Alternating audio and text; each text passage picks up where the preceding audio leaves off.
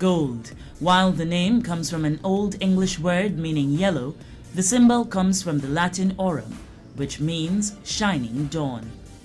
Known from ancient times along with mercury, sulfur, copper, silver, lead, and tin, gold was used as early as 6000 BC. Early use included for jewelry such as bracelets and rings, as well as ornamentation. Its malleability means that its early use in any practical item was impossible, so it was restricted to decoration. The civilizations which employed it included the Egyptians, the Greeks, the Mesopotamians, and the Romans. Through a majority of recorded history, especially since around 560 BC and the mining of the first gold coins, the yellow metal has been a preferred form of money across most civilizations. Although many people may know gold for its use in jewelry, it has a number of other uses. About 25% is used in industrial applications, in ceramics, electrical, and electronics applications. This week on Eldorado Shines, you will learn more about the operations of the Guyana Gold Board as it celebrates its 32nd anniversary. Over the years, the GGB has expanded its services to transform the gold mining sector. During the 32 years, Guyana Gold Board would have provided a very valuable service in the mining sector, in particular, intermediating gold from small and medium-scale miners.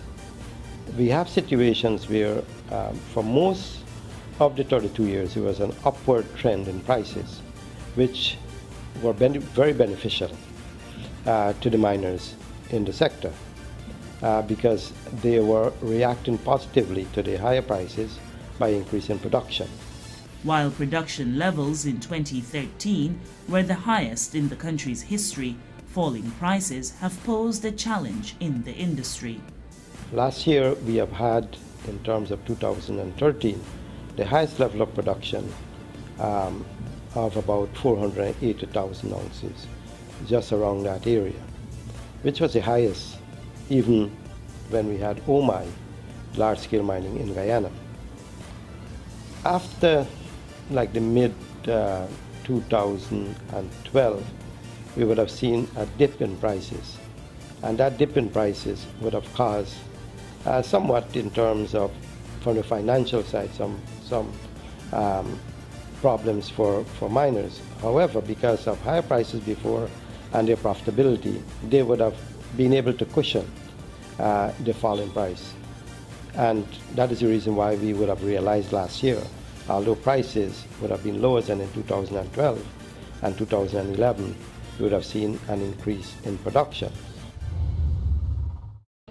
The Guyana Gold Board believes that long-term relationships of trust and respect must be established between stakeholders in order for a growing gold mining economy like Guyana to be sustained.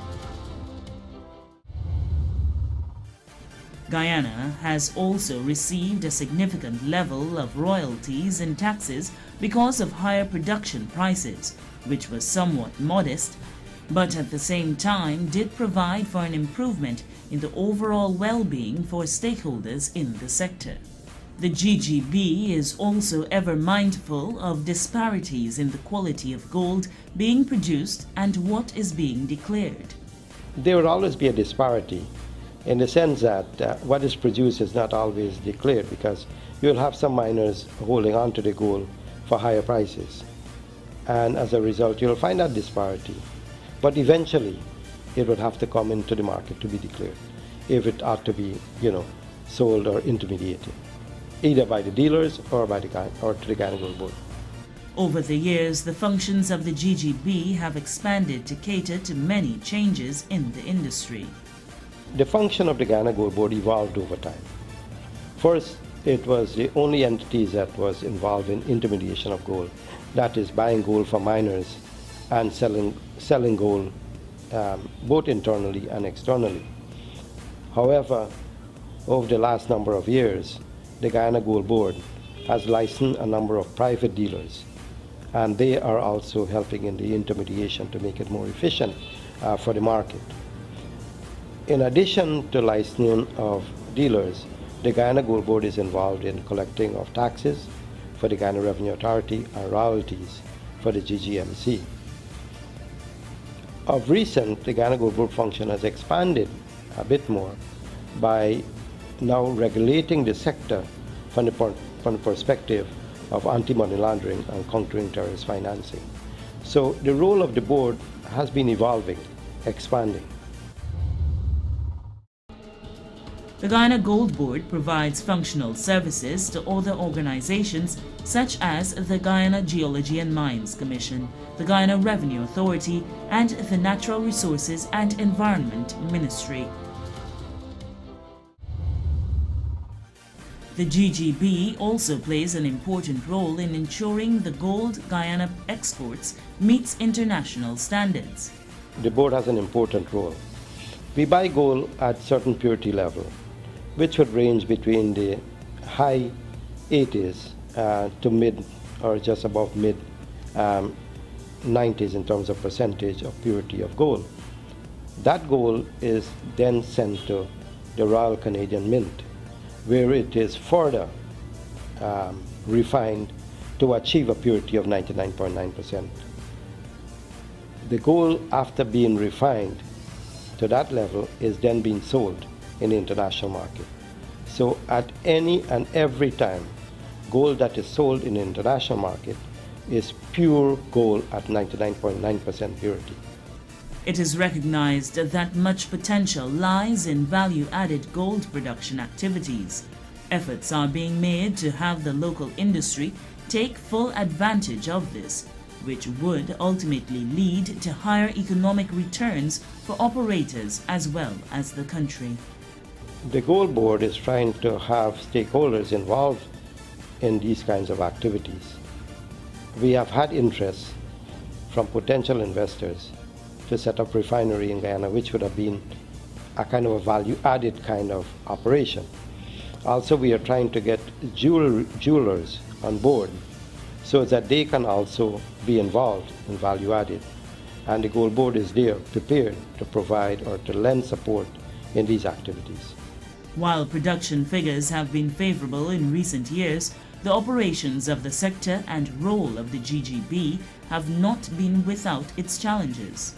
The current challenges we have would have been the volatility in international prices, because we have more downs than up in terms of the volatility in prices. So it is difficult for the miners and also the Gold Board, although the Gold Board played an important role in being a stabilizing force for the miners, because it buys gold at London first and second fix, whereas prices within those fix would be moving up and down. So in terms of the intermediation level, you will find that the Gold Board is always in a challenging position. But we also have challenges from the perspective of able to meet or to provide the services in the mining areas to miners. Obviously, you need, a proper infrastructure, technostructure in place to offer the service, and you don't find the human resources. So you always find a problem for the miners to be able to intermediate the gold. And that is one of the reasons why we have given out, license to dealers, private dealers license, to facilitate and help in this regard. The Guyana Gold Board has been working to strengthen management, improve security and internal controls, improve staff working environment and compensation, and expand and deepen its intermediation functions. Going forward in 2014, gold prices are expected to remain unstable as the trends that were experienced in late 2013 continued in the first quarter of 2014. The Gold Board projected that the global demand for gold is unlikely to grow but will not decrease. The Guyana Gold Board will continue to provide the vital services needed in the ever-changing industry, with the ultimate goal of providing an enabling environment for the continued growth of the sector. Well, I see the Gold Board continue to provide its intermediation function, licensing of private sector dealers, perform this regulatory role now with respect to countering terrorist financing and anti-money laundering transactions that might be or could be in the making. But we need to ensure that miners do have a market for their gold, and so that we can also provide a more efficient intermediation and payment system to them. That will help tremendously in their activities to continue to increase production, which will earn export earnings, increase in royalty and taxes, and in the end provide for the general welfare improvement of all stakeholders. Gold is the softest and most malleable metal. It can be pressed extremely thin, crafted into various shapes, even drawn out to form a fine wire, and all without breaking. Gold isn't affected by water or oxygen as many metals are, so it doesn't rust or tarnish either. Most gold comes from lode deposits, also called vein deposits, concentrations of gold and other metals in the cracks of rocks. Lode deposits require hard rock mining, the process of removing gold-bearing rock, called ore, by drilling and blasting. After blasting the rock apart with explosives, miners use what's called a muck machine to transfer the ore to cars headed to the main shaft and then above ground to the mill. There, a crusher reduces the large chunks into smaller rocks about the size of road gravel. A mill then pulverizes them to the texture of beach sand.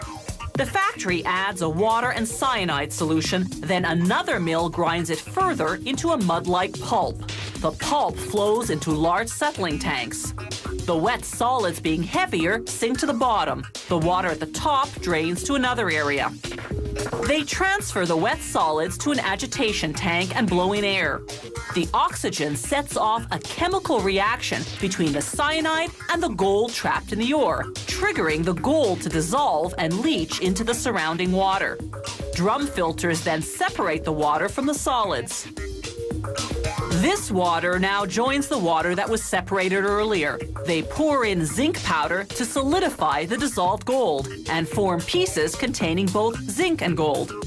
To smelt it into bars, they first have to mix several chemicals: manganese dioxide, fluorite, silica flour, borax, and sodium nitrate.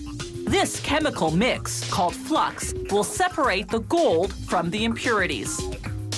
They pour it into the smelter, whose temperature is a fiery 1600 degrees Celsius.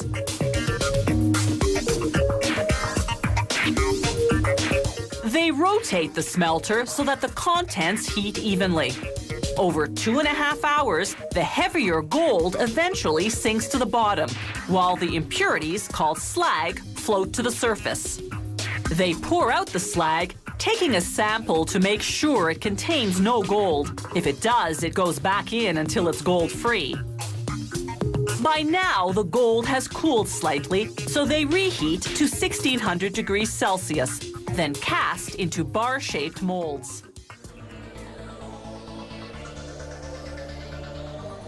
Troy Resources is a South American-focused gold producer with operations in Brazil and Argentina and a development project in Guyana. The company has operated in South America since 2002. Its success built on developing high-grade deposits at low cost. Troy's strategy to continue building its presence in South America took a major step forward in July 2013 when it acquired Azimuth Resources via a friendly off-market script takeover. The experience Troy has gained operating in the tropical Amazon basin will be invaluable in developing its new project in equatorial Guyana. Azimuth was a successful gold exploration company focused on the rich gold-bearing greenstone belt of Guyana. Guyana is a stable democratic country of 770,000 people that has a rich endowment of gold and other metals. The geological potential of Guyana has long been known. Thousands of small artisanal mines have been producing hundreds of thousands of gold ounces every year through alluvial mining. Today, Guyana is on the cusp of becoming a major gold producer to rival its South American neighbours. Some of the world's largest gold deposits are clustered near the border of Guyana and Venezuela, marking the western starting point of the Guiana Shield, one of the single largest underexplored greenstone belts in the world. This 1,000-kilometre belt spanning 4 countries is host to over 100 million ounces of gold.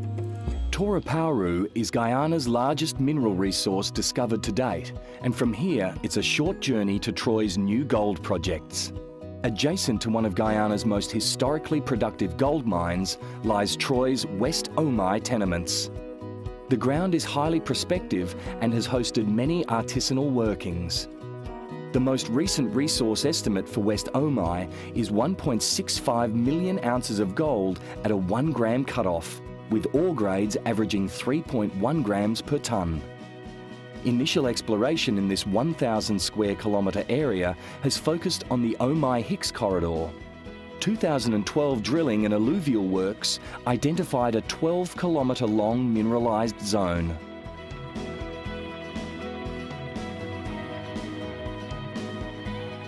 Smarts is a high-grade deposit with a JORC-compliant resource of 8.1 million tonnes at 4.2 grams per tonne gold for over 1 million ounces of contained gold. Smarts has a 2.8 kilometre strike length with 83% of ounces within a 1.7 kilometre zone. 80% of ounces are also within 140 metres of the surface. This high-grade resource outcrops to surface and is conducive to a low-cost open-pit mine being developed.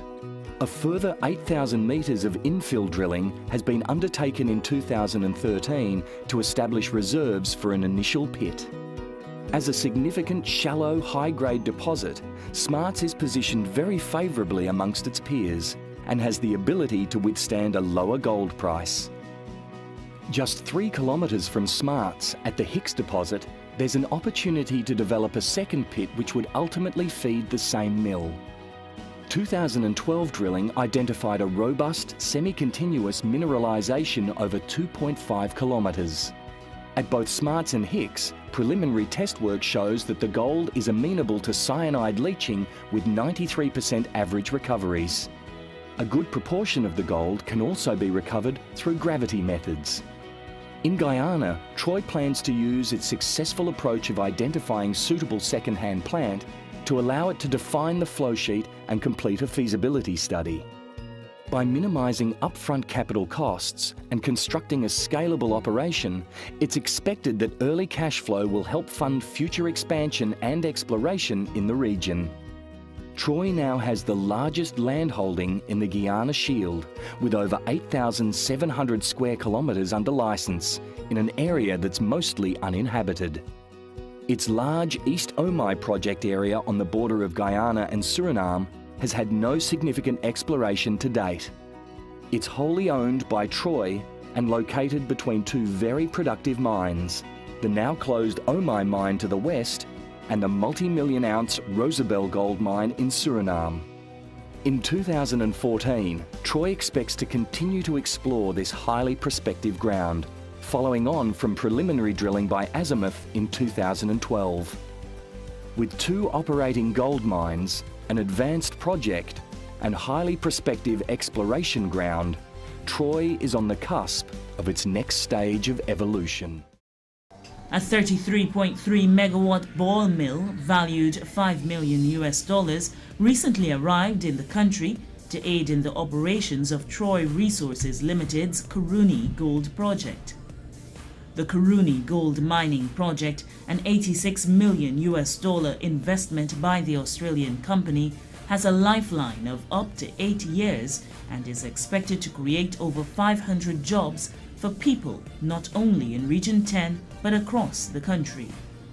This particular project has been in the making for several years, and there have been many challenges, both from the investor standpoint, and as Ken pointed out, we saw the evolution to where we are here today in terms of new ownership and probably a new company from what had originally started out as another company, another Australian company coming to launch what we consider medium size, I don't know how you term it, medium to large size gold mining project. But for us in the government and for us as Guyanese, we ought to be proud of the fact that this project is moving at what we could say at a reasonable pace. Because over the past several years, we would have had much discourse and much deliberation about a large-scale mining project in Guyana. Chairman of the Guyana Geology and Mines Commission, Clinton Williams, said the project is another milestone for Guyana's mining industry. As you know, a project is an exciting, is a time-based and it's a cost-sensitive exercise. And any delays, for whatever reason, would impact not only on the completion time but also on the cost of the establishment and obviously on the returns and the margins that the company will generate. So let me just say on behalf of the Commission, we're indeed happy to be here and to be facilitators of this particular exercise, of this investment, and we plan to continue to be a partner way down into the future until the mine life is completed, and it'll be a long, long time. Troy's Chief Executive Officer, Ken Nilsson, said one of the objectives is to get Guyanese, the government, and the business community support and work together towards one goal, thereby ensuring the project is successful. In July 2013, the company acquired Azimuth Resources Limited, which had discovered and delineated a high-grade gold resource in Guyana. Troy is continuing with infill drilling of the resource and is targeting the release of a pre-feasibility study in mid-2014, and if positive, would look to move quickly to project construction. We do hope that the life of this project can be extended based on additional prospecting, based on additional reserves and resources identification. And I'm quite sure, given the work already done and the interest shown by other local miners themselves in terms of how it is we can collaborate and look at joint ventureship, we can see this project as being one that will be featuring in our country for many, many years ahead. So we're happy that we've been able to reach this milestone with the arrival of the mill itself, and we do hope that we move very quickly. All of us share the eagerness in terms of having the mill move from here and we can visit the construction site, but very importantly, be able to witness the first bars of gold coming out of the Kuruni project, and certainly it bringing income to the country, but also allowing shareholders of the company to continue to see Guyana with a positive light they've seen, for the demonstration of confidence in Guyana. And we do hope that this project, this investment, will see other Australian companies coming. You know, there have been debates in our media from time to time, and I want to address this in terms of the role of foreign companies in the mining sector. Whether they be Australian, American, Chinese, Indian, Brazilian, and there is a place. We're a country that we're open for investment. And we're not doing that at the disadvantage of Guyanese. In fact, we're looking at synergies, not only from the standpoint of respect, but also looking at how it is our small and medium scale miners do, that they can develop the type of linkages, that they can also benefit from the growth and from even the prosperity of projects such as this. And for us, it is creating what we call a win-win, where we have large foreign investments certainly also benefiting not the country as a whole, but also the small, medium, and national operators too in this regard. And I see this project, as we've insisted on the other large-scale project, fulfilling that objective and fulfilling that mandate.